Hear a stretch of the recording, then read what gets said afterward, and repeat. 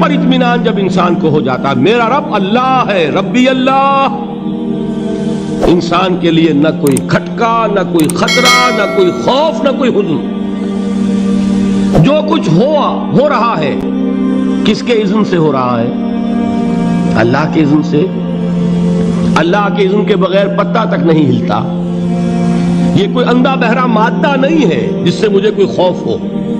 اندھا بھینسا چلا رہا ہو اس سے تو ڈرنے کا ہر انسان کو ڈرنا چاہیے، نہ معلوم کس کو ٹکر مار دے۔ لیکن نہیں، اس کائنات کو چلانے والا ایک سمیع و بصیر خدا ہے، وہ جو میرا دوست ہے، میرا ولی ہے۔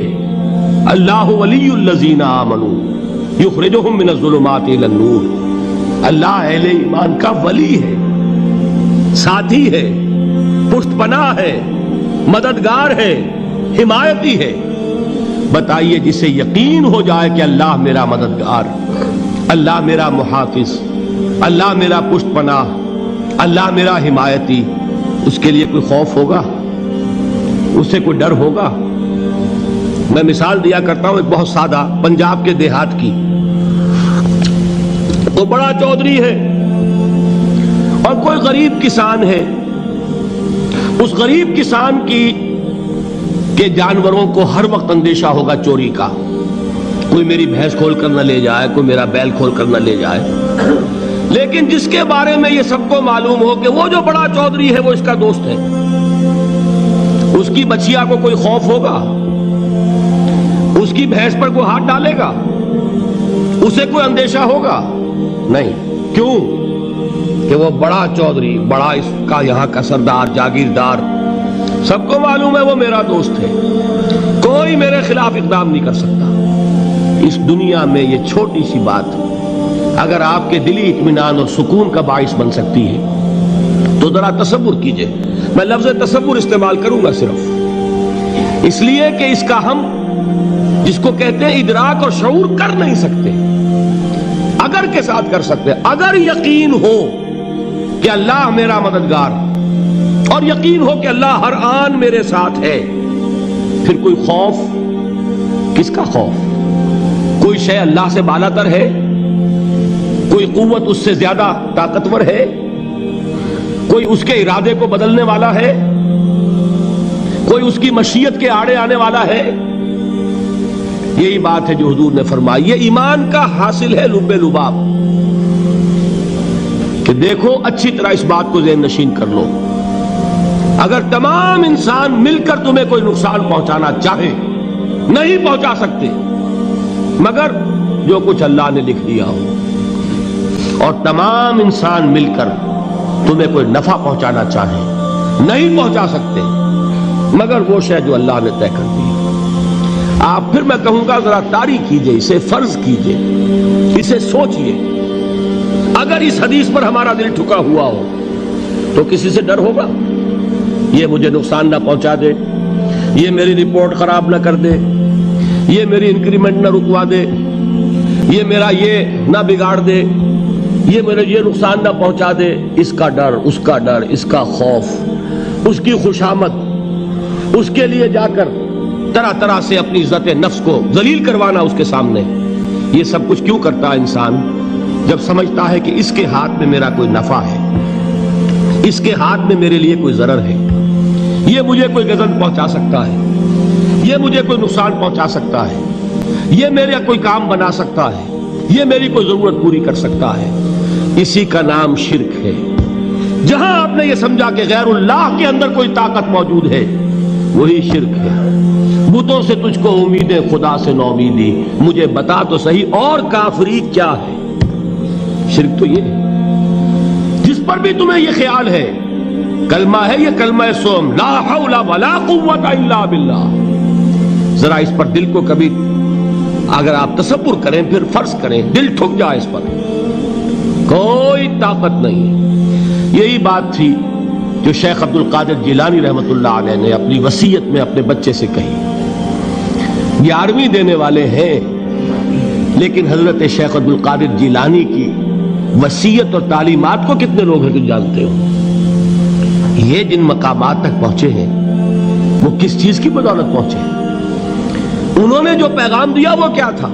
اے میرے بچے، جس طریقے سے قرآن مجید میں حضرت لقمان کی نصیحتیں جو ہے نقل کر دی گئی ہیں، میں یہ عرض کروں گا بالفرض اگر قرآن حضرت عبد القادر جیلانی کے بعد نازل ہوا ہوتا تو شیخ عبد القادر کی یہ نصیحتیں بھی قرآن میں درج ہوتی. اتنی اونچی نصیحتیں ہیں. اے میرے بچے، اس حقیقت کو ذہن نشین کر لے، لا فاعل فی الحقیقت ولا مؤثر الا اللہ. اس کائنات میں نہ کوئی فاعل حقیقی ہے نہ مؤثر حقیقی ہے سوائے اللہ. کسی شے میں کوئی تاثیر نہیں اگر اللہ نہ چاہے. آگ جلا نہیں سکتی اگر اللہ نہ چاہے. پانی ڈبو نہیں سکتا اگر اللہ نہ چاہے. زہر ہلاک نہیں کر سکتا اگر اللہ نہ چاہے. کوئی چیز فائدہ نہیں پہنچا سکتی اگر اللہ نہ چاہے. تو در در پہ کیوں سر جھکاتے ہو؟ در در پر کیوں جبیں سائی کرتے ہو؟ سب کے سامنے کیوں ہاتھ پھیلاتے ہو؟ ایک اللہ سے مانگو. ایک اللہ کے سامنے زمین پر اپنی جبین رکھو. لا فاعل فی الحقیقت ولا مؤثر الا اللہ. نظر آتا ہے ہمیں کہ پانی پیاس بجھا دیتا ہے. پیاس بجھانے کی صلاحیت پانی میں نہیں ہے، اللہ کے اذن سے. کھانا بھوک مٹا دیتا ہے، بھوک مٹانے کی صلاحیت کھانے میں نہیں ہے، اذن رب میں. دیکھیے یہی یقین تھا. حضرت موسیٰ علیہ السلام کا واقعہ یاد کیجئے. سامنے سمندر آ گیا ہے، قوم دیکھتی ہے پیچھے کہ گرد و غبار کا طوفان ہے. معلوم ہوا کہ فرعون اپنے لشکر سمیت آ گیا ہے. لشکر جب چلتا تھا تیز رفتاری کے ساتھ تو گرد و غبار کا جو طوفان اٹھتا تھا اس کا تصور کیجئے. اور لمحہ بلمحہ وہ قریب آ رہا ہے. پوری قوم نے کیا کہا؟ اے موسیٰ انا لمدرکون، اے موسیٰ ہم کو پکڑے گئے. قرآن مجید نے تو یہاں وہ باتیں نہیں لکھی ہے، لیکن تورات میں یہ درج ہے کہ بنی اسرائیل جھگڑنے لگے، دست و گریبان ہو گئے موسیٰ کے ساتھ. موسیٰ ہمیں یہاں مروایا لا کر، اس سے تو ہم ہی بہتر تھے. وہاں کھانے کو ملتا تھا، زندگی تو تھی، بیگار ہم کر رہے تھے، موت تو نہیں تھی. اب جو کچھ ہوگا اس کا تصور کرو، جس طریقے سے ہمارے ٹکڑے اڑائے جائیں گے. تو لڑ رہے ہیں حضرت موسیٰ علیہ السلام سے. یہ تورات کی تفصیل ہے. قرآن میں صرف اتنا آیا ہے، پریشان ہو کر انہوں نے کہا انا لمدرکون، موسیٰ ہم تو پکڑے گئے. اس وقت موسیٰ کا جواب کیا ہے؟ کلا ان معی ربی سیہدین. نہیں، میرے ساتھ میرا رب ہے، وہ راستہ دے گا. بتائیے کہاں راستہ نظر آ رہا ہے؟ یہ ہے ایمان بالغیب. راستہ نظر نہ آئے تب اللہ پر یقین ایمان ہے. جیب میں پیسے ہوں اور تب دل کو اطمینان ہے تو ایمان کس پر ہوا؟ پیسے پر، اللہ پر نہیں. جب وسائل و ذرائع نہ ہو اور پھر یقین ہو کہ اللہ مسبب الاسباب ہے، وہ اسباب کا پابند نہیں ہے، وہ اسباب کا محتاج نہیں ہے، اسباب اس کے محتاج ہیں. اگر یہ یقین ہے تو اللہ پر ایمان ہے. یہ نہیں ہے تو تمہارا ایمان اسباب پر ہے، وسائل پر ہے، ذرائع پر ہے، مادیات پر ہے، اللہ پر نہیں. اس وقت کہاں راستہ تھا؟ کوئی راستہ تھا؟ سمندر ہے اور ادھر سے لشکر آ گیا ہے. کلا ان معی ربی سیہدین. اب دیکھیے ایمان کہہ دینا آسان ہے، ہوا معکم اینما کنتم، جہاں کہیں بھی تم ہوتے ہو اللہ تمہارے ساتھ ہوتا ہے. لیکن اس کا یقین قائم ہو جائے تو زمین و آسمان کا فرق واقع ہو جائے.